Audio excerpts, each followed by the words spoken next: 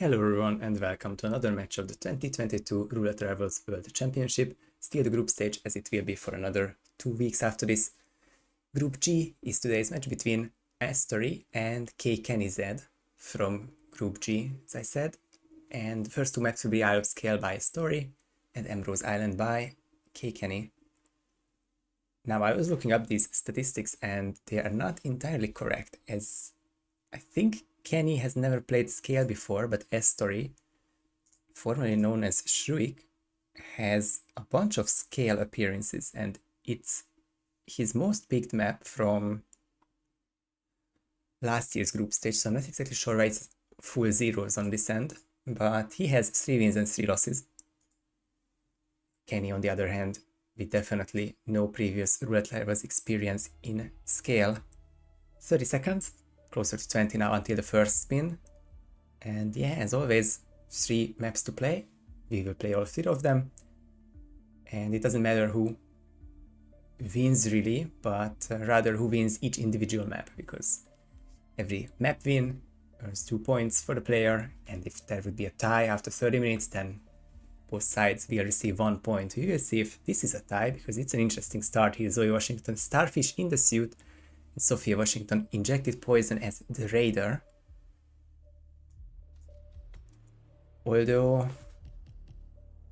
it was already going to be a harbor start for the Starfish, so I think the fact that it's a suit spin probably doesn't make it any harder than it is already, but let's see how they handle the Starfish threats. It should really just be a Kruger shot on the wooden panel, but I guess it's not a guaranteed first try, but hopefully both of them can start with it and not get stuck in this first part of the spin, and whether someone will do. But there's not a lot that you can do with Zoe in the suits. It's probably going to be ammo sealer later on in the spin, but they can decide which kill to go for first, perhaps. Now with a bit of sound hopefully from Kenny's side. He's the first one to finish the loading screen. We did see a bit of synchronized loading there. Kenny with this beautiful but controversial very flashy neon ninja suit. Let's see if he can get it right with just the shot. Astori goes for distractions. I think he got, yeah, so Kenny with the restart and Astori with the restart as well, because Astori, it's pretty loud for me, I'm sorry. So just to recap what happened there in the last few seconds, I think Kenny went for a no distraction approach there, but didn't really work out because of course the guards saw it. Astori goes for this strong distraction to turn around the guards, and from a bit closer he can shoot the Krugermeyer, and now the panel falls and Astori will be the first one to get this Starfish. Of course, timings will be interesting to see how they line up with each other, and maybe Astori can get a raider on its way up to Sophia. Might not be a first cycle radio lure with all these. Kenny decides to go with the distraction as well, but the guard has already turned around, so that will be one kind of in range to spot the shooting, and yeah, as quick as possible, but still not quick enough to get the shot off before noticed by guard. Another restart then, which means Astori's lead is now more than a minute after this. That's a good point with this suit. We are hoping for dark locations. The second map, Ambrose, is kind of considered to be that. But yeah, Paris could be proven a bit more difficult with this suit. After a minute 20 in his run, is not looking for Sophia. Yeah, I needed to hesitate a bit there because I wasn't sure where the story might be going. Kenny with enormous amount of whooshes there, but seems fine. Probably just needs to time this thrown distraction better.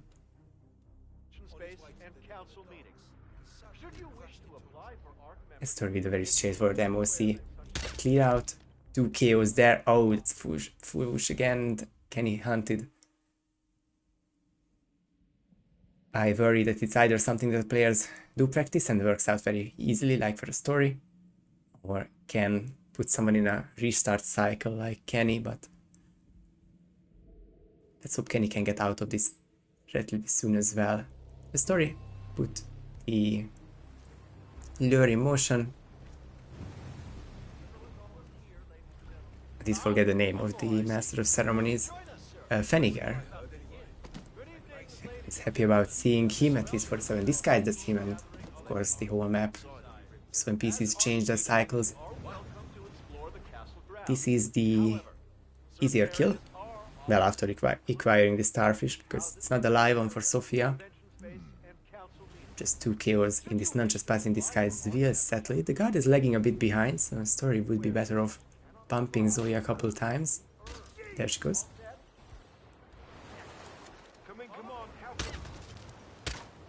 And once the door closes, question marks there make a bit of trouble, but Hanover is there, and once he gets back the suit, Story can get the first kill with the starfish. Sadly, that was another restart on Kenny's side, now 3 minutes the lead for the Story and the first kill there.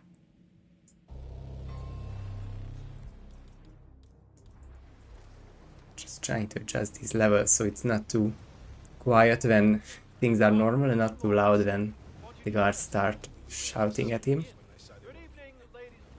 Yeah, running out of options here. Kenny doesn't really know how to exactly lure these two away around.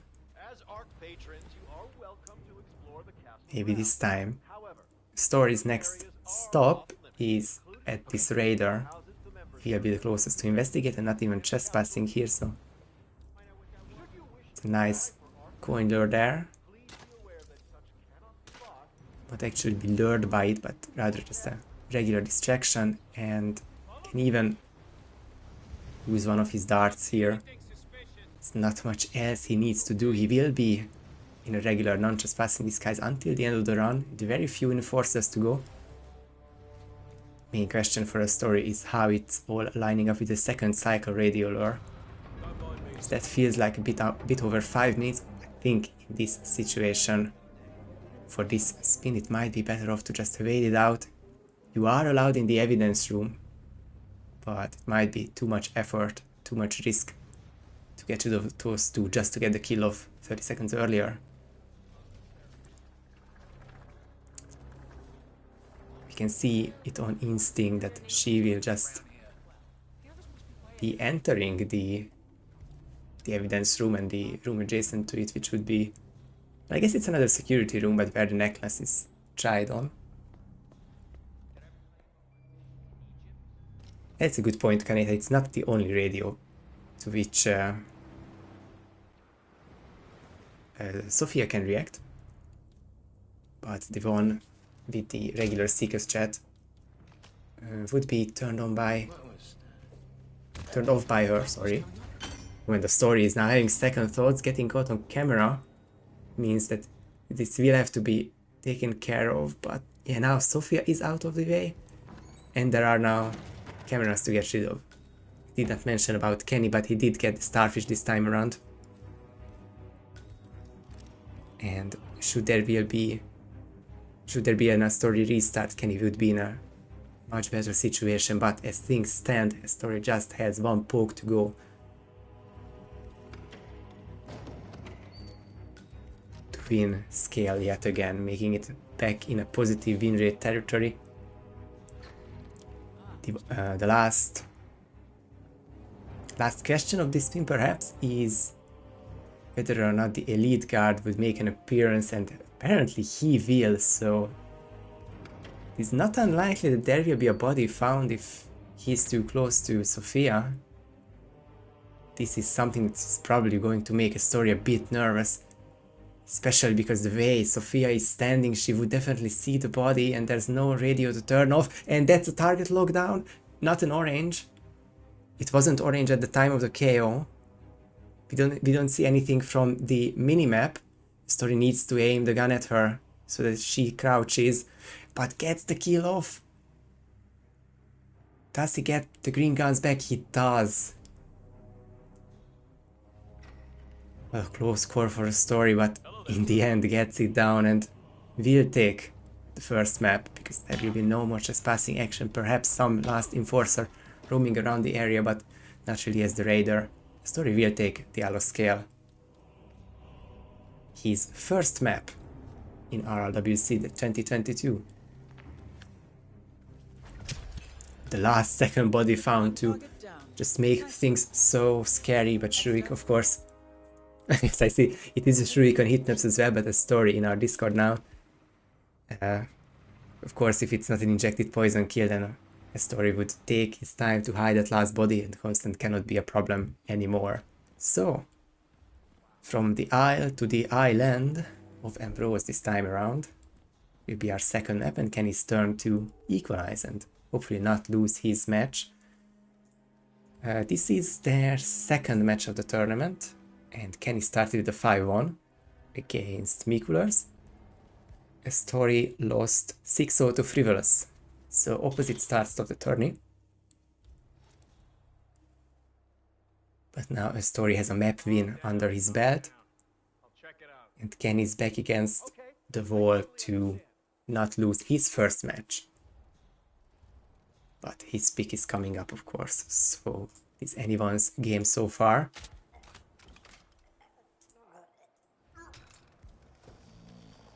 Uh, 29 past the hour, so it is just under 4 minutes until we get there.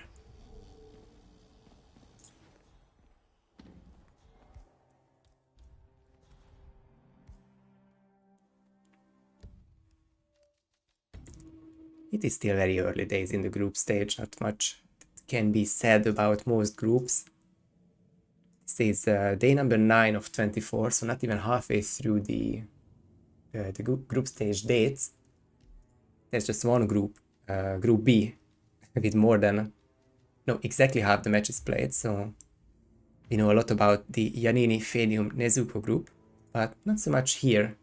Group G features, of course, these two, and Sparkles, Blunts and Beats, myself, Frivolous, Mikulers, and Soviet Dubov. And of course, from each group of 8 to the top 4 will advance to the knockout stage, which will begin on November the 7th and will last for 4 more weeks until December the 4th for the first to 10 World Championship final. So much to play until then, of course.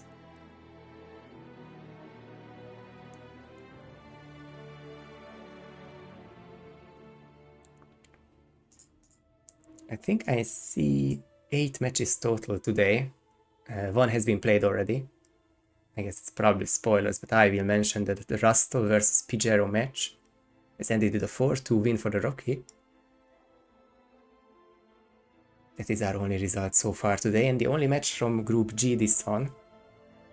I can see 4 matches from Group H later on, so it will be a big day for the group led by, at least in terms of seeds, Joker J, who will begin his career, his campaign, with 2 matches and 2 Dartmoor picks. It's just always a situation of some players picking the same map all over again, up to 7 times even, but of course there are a lot of generalists as well, just picking different maps here, and of course we don't know it just yet, but Astori looks to be picking 7 Scales once more, which was only 6 last time around because of a forfeit in last year's Group H. And yeah, Joker is confirmed to pick Dartmoor, Pijero with New York 7 times, Giannini with 6 Havens already, and definitely a 7th one once he's decided against Fenium scheduled. Let me see if I can, of course, Chrome in Mendoza will be something to look out for. He's already on 4 picks and will be 7, no doubt.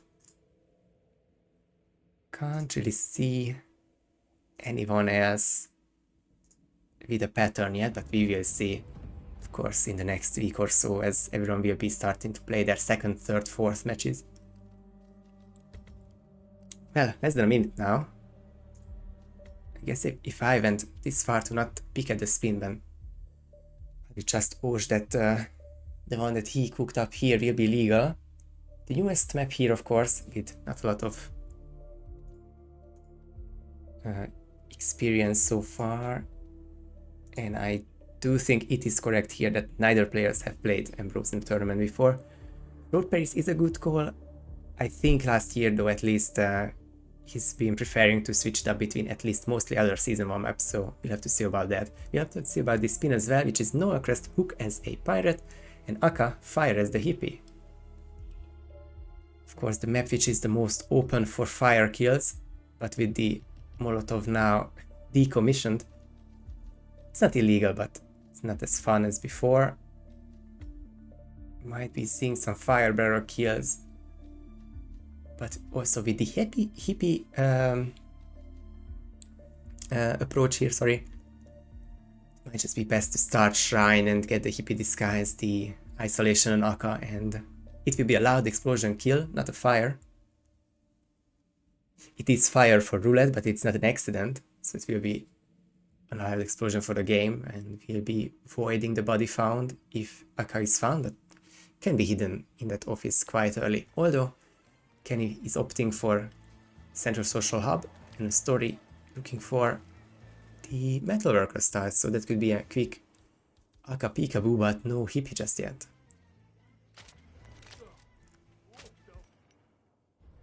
Clipped by the camera, just a tiny obstacle so far, but I think it won't be too hard to get rid of the evidence up here for a story. And it might be just a tiny bit better to get rid of the bodies in this room with the hostages, Smith and the unnamed hero. I think that was a failed peekaboo, by the way, from a story. I was looking for the question mark, but I didn't get it. The story was confident to leave the area, and I think it's going to be a quick replan here without actually pausing and leaving the map. Story will be, yeah, using the Chank here and KOing two of the other NPCs in the room. Catching up with Kenny, he's starting with, well, not exactly started, but quite early on he's beginning to set up this meeting room for Aka, but already made Noel sick. You can see it on the minimap that that icon is very nicely in the bathroom, still alive, but with the hook now acquired. It's going to be a close call with the 1 minute mark of stick animation, but if Kenny gets there, it's not a trespassing area, can get a silent KO there before the guards notice Crest, so it should be a first kill here. Always troublesome with the NPCs around, but have to see, once this body is hidden, should be good to go, and Kenny with some very nice progress already. Minute 45 and the kill is already set up and done. Speaking of setup, this is now time for the delivery. Very infamous part of this map.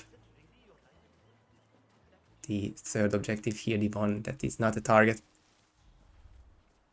can be handled with this C4 throw, which will be illegal if it's not done from the bushes.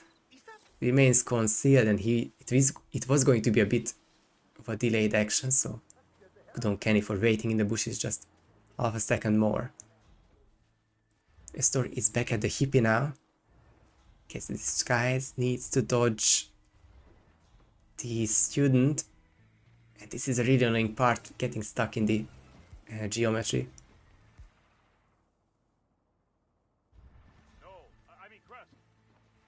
But now for Astori, it's another obstacle here, because he cannot go through these guards without a triple shot panic. So he decides to just use this vine and go the long way around, which isn't actually the longest way around. I think this is really nice to remember that if you don't have a pistol, you can just take this extra 10 or so seconds. And the crucial part for the story's run now is to see if this Aka kill works, and of course it will work.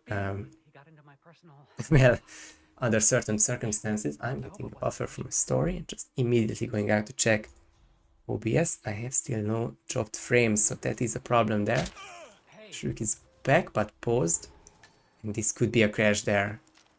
This could be just such a similar incident as last match's Sgáil, where he just did not receive the notification from the admin that we could not see his run and in the end he had to try once again. He lost photo finish. Well, he was there for a photo finish, but got a last second body found on his second almost successful attempt, and this is just really tragic. Astori with a really promising run as well. But this time around we can see it's offline, online, noticed immediately, and we didn't miss an action.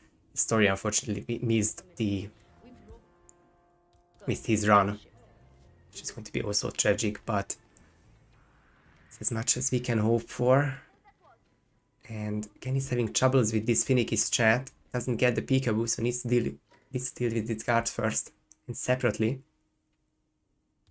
And this might just mean that there won't be enough places in this room, so here's the backup to make him sick, get him out of the picture, and still hide enough bodies to make it happen for the Akka kill, because it not only has to be a kill but a very big body hidden. And that's the problem. Another pirate is back already and will be entering this room. Oh, this was a almost full whoosh from Akka, but went more than full from the pirate, so we are back even for different circumstances. Story with a really unfortunate crash, and Kenny succumbing to this very annoying strat, but it was a nice try and even well improvised for this seeker shot, but just couldn't make it happen, so back to sort of even.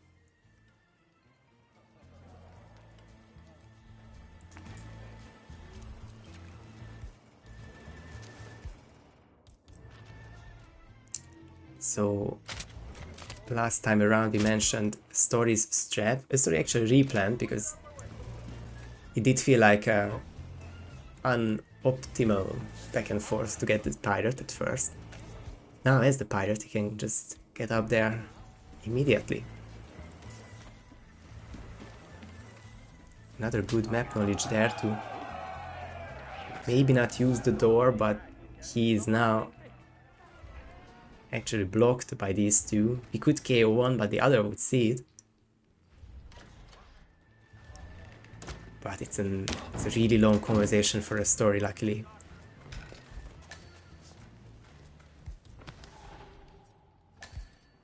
So not much that can go wrong for Astori. He cannot be late for anything. He wants to be in a non-trespassing disguise to set this one up and then just get back up as a pirate. Rather the hippie. He is the pirate now. Kenny doesn't need to change a lot here, not from his first 2 minutes, since it was a really nice silent kill on Noel. The hook is something that you can start with your loadout, but it just still feels so seamless to just get this one on the map. That's a big fly from Noel, but of course no one sees it this time as well. Kenny with a quick Noel kill and Astori with a promising Akka setup. Same thing as 3 minutes ago before the unfortunate circumstances happened.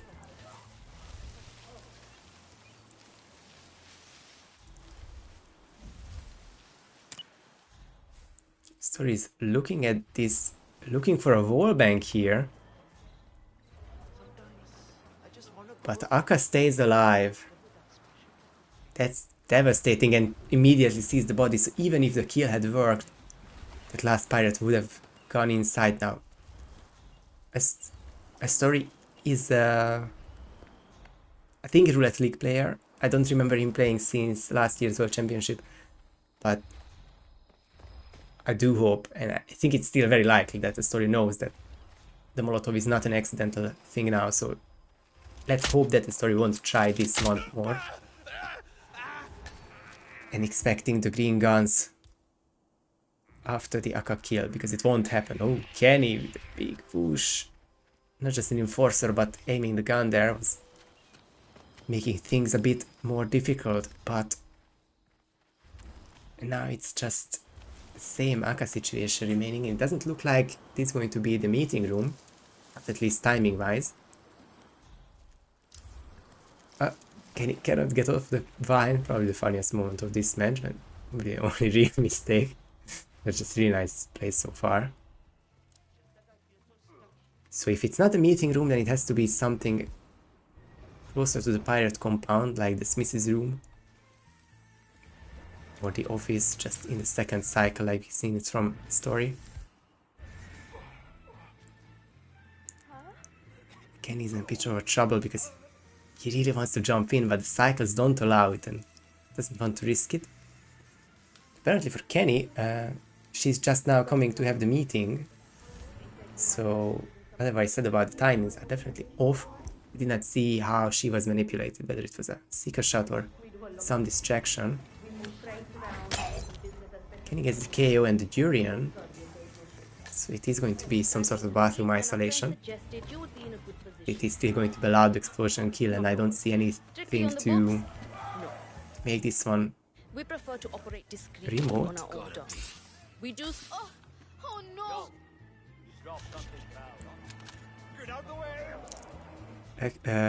Not Eka, Astori, but he does look at the Eka kill now again. First the isolation once more and then the kill, and there are no more janks to salvage this one. I just can't think of a better situation than Astori coming here up close and personal. Now what will make this a bit more harder? Well, oh my, Astori is going on a trip with her. That will be a lethal drop, and there's no other. Will this body not be found by at least the metal worker who's cycling in the next 30 seconds? It's a bit out of the way. This also feels a bit sketchy, but of course no head turns in this part of their cycles of the evidence guards. Let's see the second wallbang opportunity for Astori.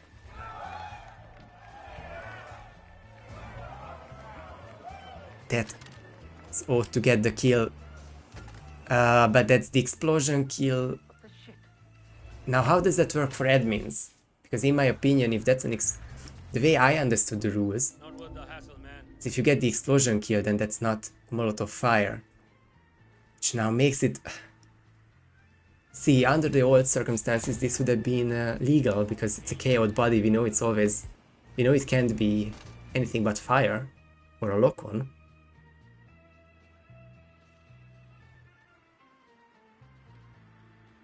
And to me, it was never an explosion kill when a target was KO'd. So I don't really understand how this pop-up could have even happened. It's just another point in this confusing matter states of the Molotov cocktail. Another unfortunate restart for Astori. His cause of the restart is a bit different than our confusion, because no matter if it's fire or not, yeah, I see you. It was resulting in a body found anyway. Huh?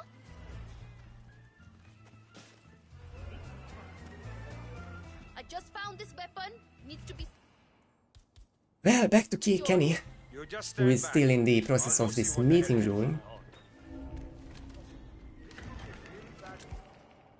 For this basically loud explosion kill, and wants to get these out of the way.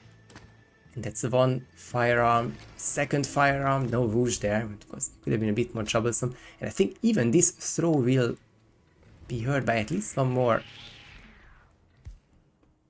pirates. Well, Aka is coming. I think it will just. Let's just see now if someone else is coming in here. It seems he's fine.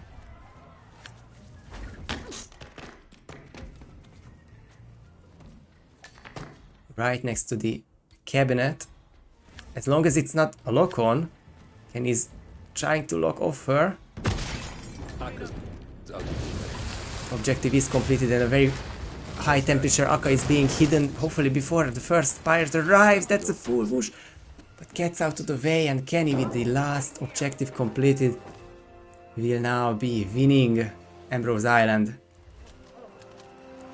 Unless of course he gets caught trespassing by that very civilian, but he's not being bumped into. He picks up the keys and gets the exit with a 7:38. After 14.5 minutes, a very troublesome Ambrose Island, mostly because of the conditions, and of course, on Astori's side, there was the crash and the pop-up, but Kenny nicely clutched it out, tying up the scores for the third map, which is going to be another night location.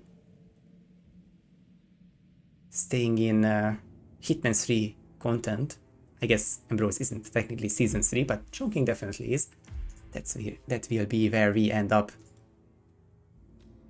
deciding the result of this match. Of course, points of these first two maps count the same as this last map will, but I'm sure it will feel different to win a match 4-2, to lose a match 2-4, or I guess at this situation get the anticlimactic 3-3 tied finish, which would require, I don't know, finishes in 30 minutes or two finishes which are too close to call.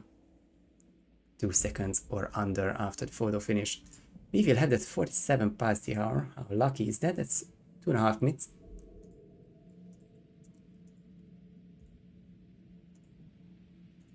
How lucky for me, that's not much dead air to fill. We will have, of course, a lot of these Group H matches, which I was talking about, but the next match is from Group D at 19 CEST. That's going to be an hour and 15 minutes from now.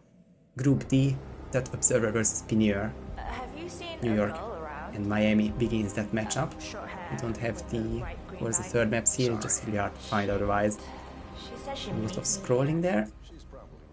So that's 19 CST, then we will have matches at 20, 21, 22. We will have double header at 21, both from Group H. And then the day will end, as I know it, at midnight Central European Summertime with Pack versus Barbecue. But that will be, if this is the first match which we are watching, then it will be the 7th. So it's a busy evening once again, but all evenings are busy, and it's the Roulette Rivals World Championship group stage.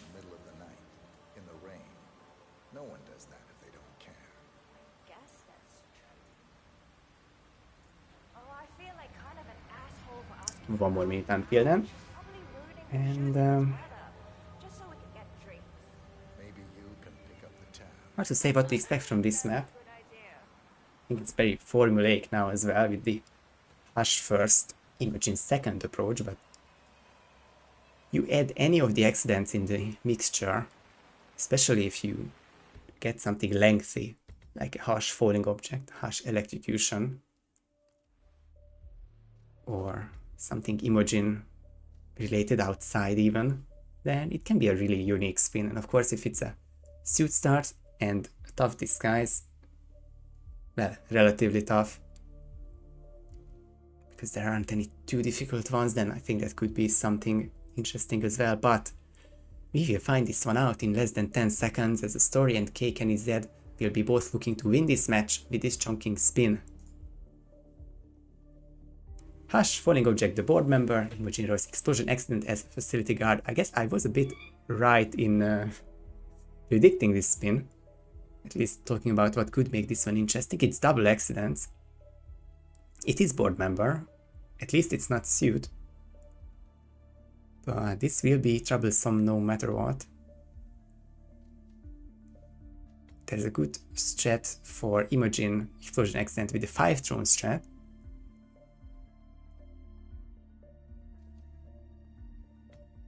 Or you can just take the one propane flask of the map. Astori starting suit, so we'll have to be another board member isolation later in the run. Potentially scarier.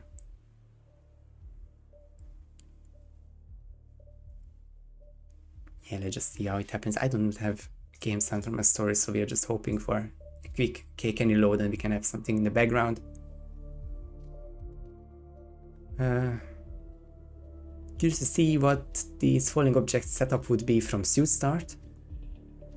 I would imagine that Astori's route will be now to the other rooftop, not the street soldiers, but the Blockguards rooftop with the satellite, but Astori is going towards Hush as if we would be about to see an isolation. We can still get a Blockguard from here.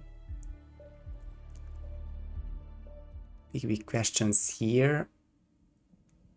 Bit of hesitation. He could be also looking for the propane flask, but it just seems like a very vanilla isolation for a not a very vanilla kill. So we'll have to see how this one shakes up. Ooh, and that was I was starting to thinking about the potential for something loud side KO there, and it was in the end, sadly, for the story. So now it's a minute of progress gone, and Kenny, after 2 minutes, gets in. And as Blockguard, looking to get this falling object going, looking at the the only viable one, really.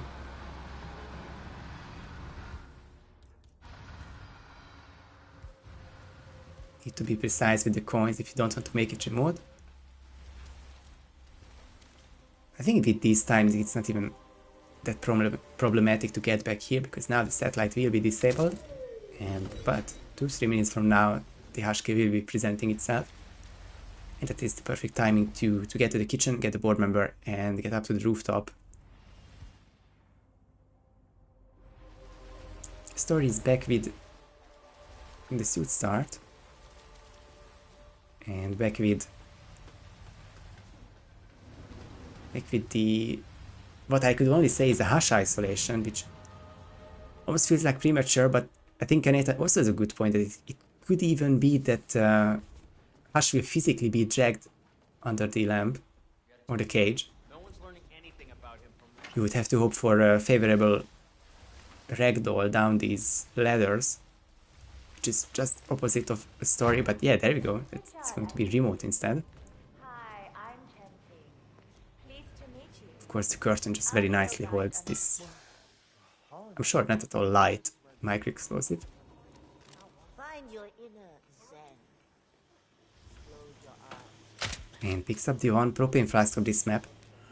So it's very likely to be just a one drone strat, or even with S, if you are a facility guard and you don't really mind a drive-by, even that's a possibility, but of course you don't really want to take the personal guard, it's rather someone else.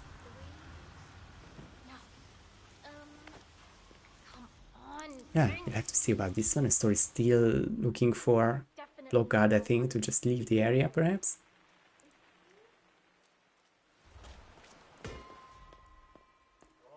Those cycles, maybe a bit closer there, and that is panic now for the 3 Blockguards. Of course, the bullet impact from shooting the cameras now spread into the room of the deprivation chamber, and came all the way down here, because this was basically the place of the crime.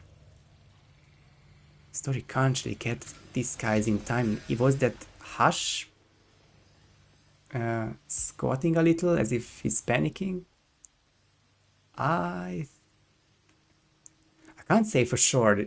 It feels like a very soft lockdown, or just nothing at all, but I think Hush is now back on the phone, so all is well there, but how he can Story get a disguise in time will be really hard to see. Kenny missed the Hush falling object in the meantime. We'll have to get it on the way back. 3 minutes does feel a tad too early for this skill, so I couldn't personally blame Kenny for not being ready for that one, because I was expecting it to happen in the 3.5 minute mark. But Kenny will be, well, Hush will be on Kenny's side, leaving the area soon enough, and it should be one more falling object opportunity presenting itself. But if the coins are gone, then it's going to be a lot more hard.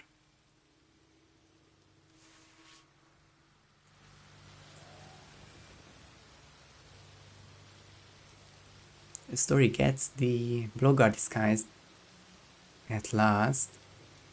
Hush isn't nearby either. And of course, on the Story side, we didn't see coins, so I expect Hush to be KO'd perhaps, because he wouldn't naturally get under it. As Kenny gets the kill on Hush's way back. We know the propane is at the bottom of the stairs of the ladder where the dumpling cooks are. Just one drone through hit, it's unimaginably hard. On console, I could never. Gets it right on Kenny's side. And it's potentially quite straightforward from here. It's just the isolation, hopefully with a Cheng, so that the KO isn't problematic. And Astori will be getting this set up now.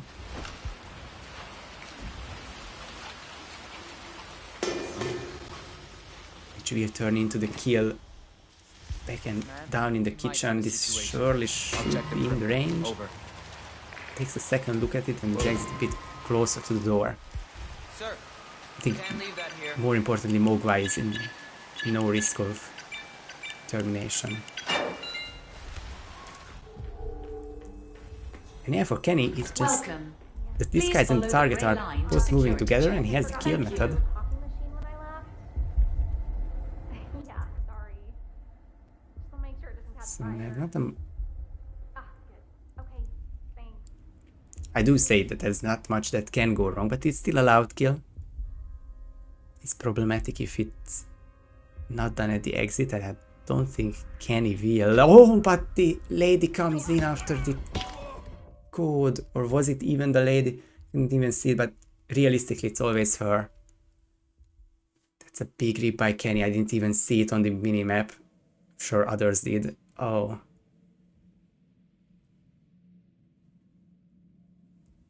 Solid approach. And probably the quicker run of the two, but Astori with now a 6-minute in-game time lead and Hush setup. We have to see the same situation here to potentially see a different result, because Astori can really do a lot in the next 5 minutes. Now this is the second time I think Astori shot a drone. I'm not exactly sure if she will bite, or was it just the first run? Because now she's leaving the area, and it's even works out better down there, not to wait until they come up these stairs, which is of course the more often seen position, but there's just such an empty area. The explosion will be loud, no kidding about that. And of course that could expose Vincent's body, the guard. And Astori decides against it. Probably the lack of items this time around.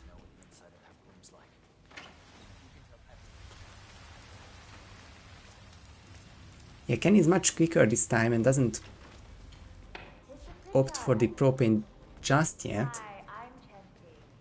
Pleased to meet you. He would still need the Your guide. guards from the same situation, so it could be the same strategy. It could also be merely the fact that he cannot really go back for the propane, so I think that's a good point, Oj. And there's also obviously the case that he might have forgotten it. Kenny gets that this guy's still green here, and I think, well, ended up with the restarts. Could have been the propane, could have been just the fact that he's going for something entirely different, but mostly the propane. Which was going to set him back. Was he going to set him back by the fact that he should have restarted? That was too hard to say, but in this map number 3, confidence is probably better. Oh boy. Astori going for this kill from an angle. Now at least he can't die to it. There's explosion and nobodies can be exposed here, so that's a good first kill. And just the board member remaining now.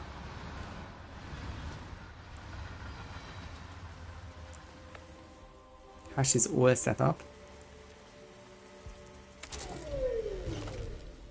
Taking the longer, safer way around. Now you can just take any ladders down to the kitchen area again. And that should work out.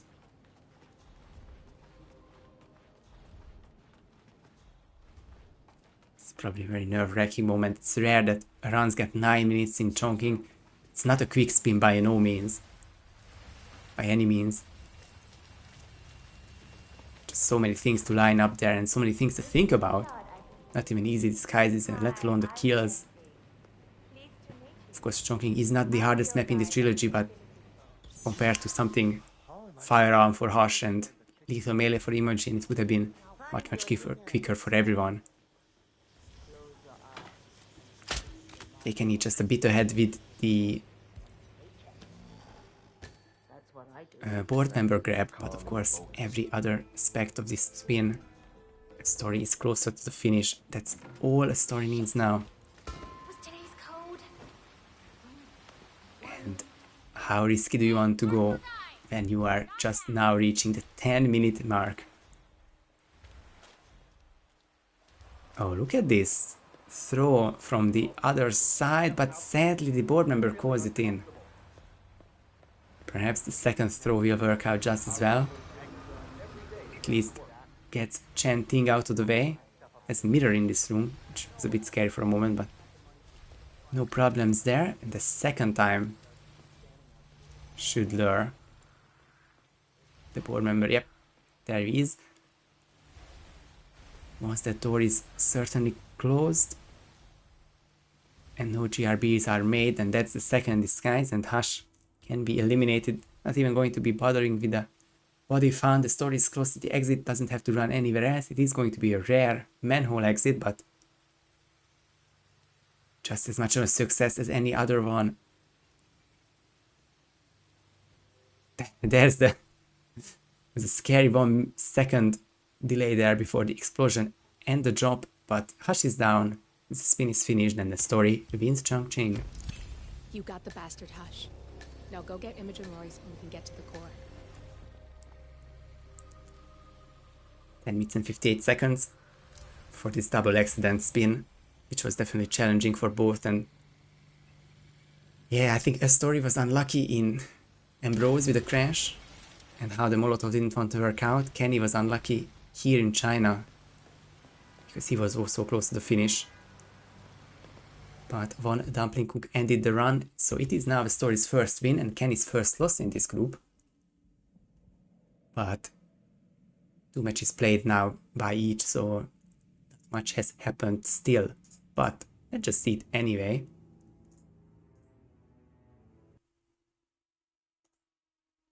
Group G is here, with now the 8th match played, I think, of this group.